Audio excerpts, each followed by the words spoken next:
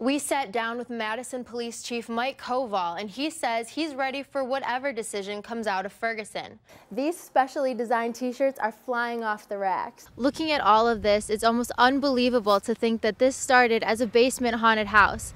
Over 6 years, it has become so much more than that. Prosecutors say John Doe investigations are valuable when it comes to collecting evidence and testimonies. Today, a council for the United Methodist Church is expected to decide the fate of this reverend's credentials, honoring 2 lives lost too soon. We really need each other in times like this to let the tears flow, but in the midst of the tears, to also tell the stories of these 2 women's lives. A community came together in song to honor both Ashley Steele and Casey Tollefspool. Many people spoke to the testament of Ashley's joyful and nurturing character.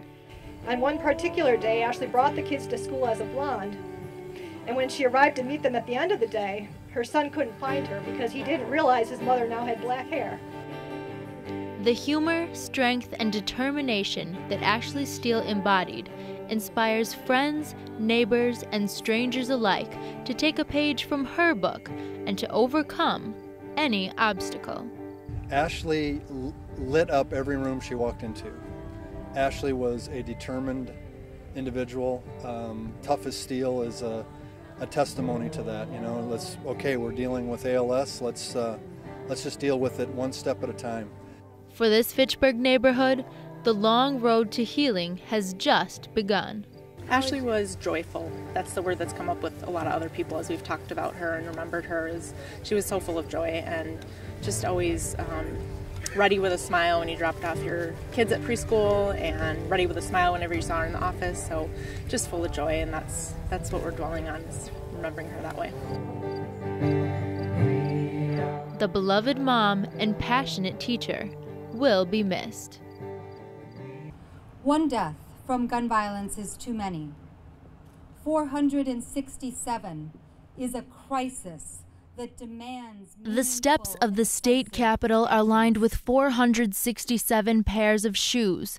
The sight is impactful, and the message even more so. When you think about the lives of the 460 people whose shoes are here today, they deserve a great future. Policemen, legislators, and even citizens have gathered on these steps as part of the Hearts and Souls rally to prevent gun violence. I was a survivor of a violent act of gun.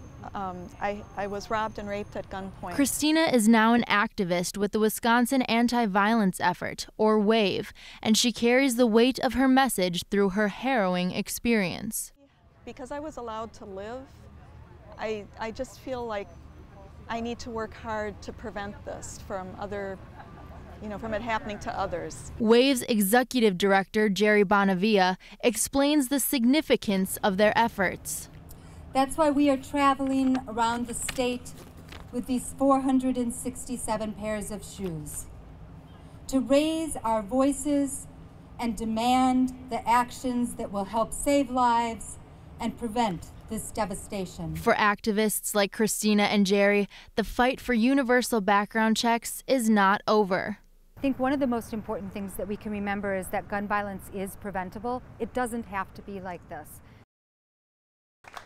1 month after purchasing this 10-bedroom house on Madison's north side, the Briar Patch Transitional Housing Cooperative opens its doors in an effort to provide stability for young adults at risk of homelessness. It's not even a question of will it work, it's already working.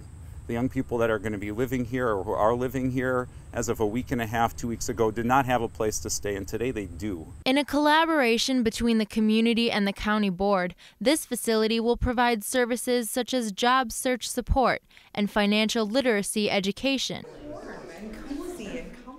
Briar Patch will serve as an advocate for young adults between the ages of 18 and 22. 5 residents already call this house a home and will be allowed to stay here for up to 18 months while they search for a more permanent residence. While the Ferguson police officer's potential indictment is on the line, riots nationwide are a possibility. In anticipation of the grand jury's decision, Chief Koval is preparing for the public's response here in Madison. The police are there to foster that, to facilitate that. We're not there to impede or deny that. So I hope that, in fact, if you feel strongly, you will do what your conscience dictates, but understand that other people have rights as well, and certainly want to protect everybody else's property. Chief Koval said he and his staff promote First Amendment rights and people's right to exercise their civic prerogative. Again, the grand jury's decision is expected to come down early this week. Republican lawmakers are considering changes to Wisconsin's John Doe law. This comes after 2 investigations into Governor Scott Walker's campaign. A bill is currently in the works. State Representative David Craig says that he worries about protecting citizens' rights to due process, privacy, and free speech.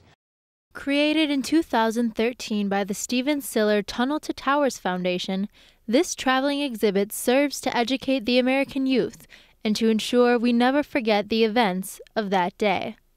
On 9/11, I was working for the company where the first plane hit the first building. So it's always been really meaningful to me, and I've always wanted to see it up close.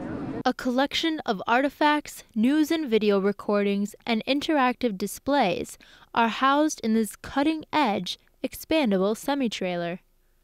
These companies, 101, Ladder 105, lost all their members, 6. Her father and son were killed that day. They were both firefighters. In honor of Stephen Siller, a fallen firefighter, and many other military and first responders, this traveling Never Forget exhibit celebrates the true spirit of sacrifice and remembrance. It's a privilege to have this here, and I'm just glad that Wisconsin does something like this. The exhibit is open until 7 o'clock tonight and is free and open to the public. This will be the memorial's only stop in Wisconsin before stopping in Grand Rapids, Michigan for a remembrance celebration on September 11th. Reporting from Verona, Kaitlyn Novotny, NBC15 News.